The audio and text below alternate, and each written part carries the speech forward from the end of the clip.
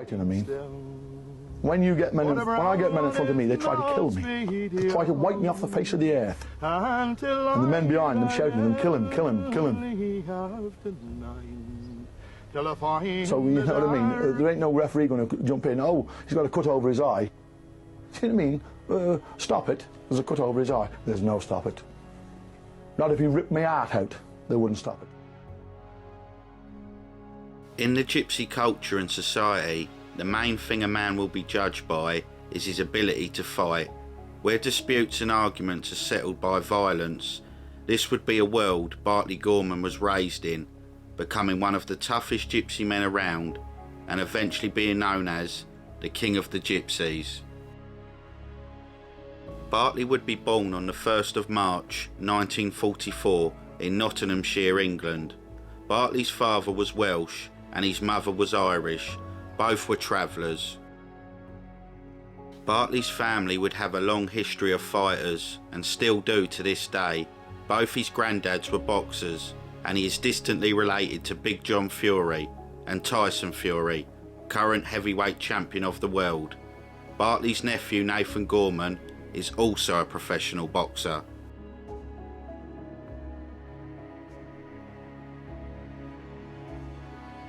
He was a fighting machine and he'd do things other fighting men wouldn't do. You know, and I can't remember him losing a fight. But he was technically raving mad. He didn't know when to stop. And he's the only man I know would have fight 20 or 30 men was all tooled up. Iron bars, hammers, bottles. And he did all that in 1976 St. Leger Day. Well, it nearly cost him his life. He was in hospital about 4 months. Lost every pint of blood in his body.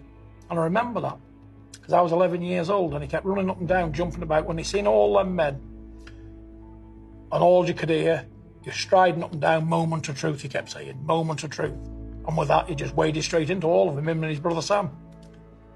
He just couldn't mention the F word, fighting, at all, because he wouldn't stop. And time he got to where he was going, he'd be all revved up, raring to go, and he'd sort of like be looking for trouble. You know, he'd start singing, there'd be a few certain songs he'd sing, and you know for a fact he was looking around for somebody to have a fight. So Bartley had a long heritage and history of fighting and boxing, and this would run through his veins. Bartley would have his first bare-knuckle fight at the age of 12. He would then go on to win the title of bare-knuckle champion of Great Britain and Ireland sometime around 1972. Bartley was around 28 years old at the time. In Bartley's prime, he was around 6'1" and weighed around 15 stone. Bartley had great technical ability. He was a great puncher with a good knockout punch, but Bartley's biggest advantage was his ability to be able to take punishment. He could take a lot of damage, but would always keep fighting.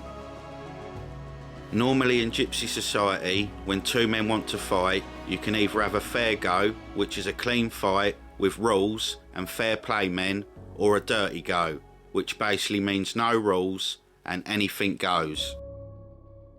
On St. Leger Day 1976, Bartley and his brother Sam would nearly lose their life after being ambushed and beaten half to death by a group of around 25 men.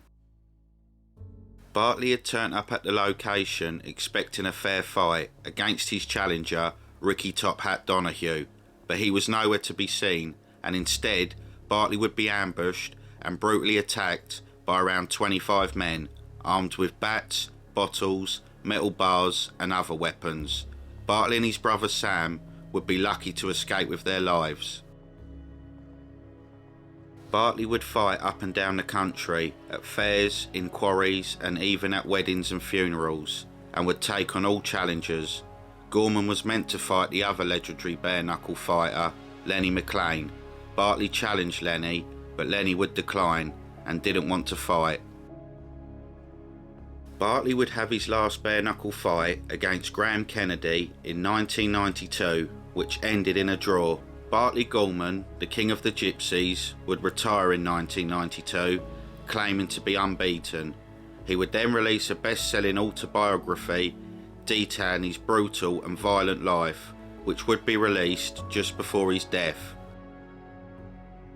Bartley Gorman would pass away aged 57 from liver cancer on the 18th of January 2002. His funeral would be attended by hundreds of gypsies from across England and Ireland. This has been the story of the King of the Gypsies, Bartley Gorman. If you like the content, please like and subscribe, and I'll see you in the next video.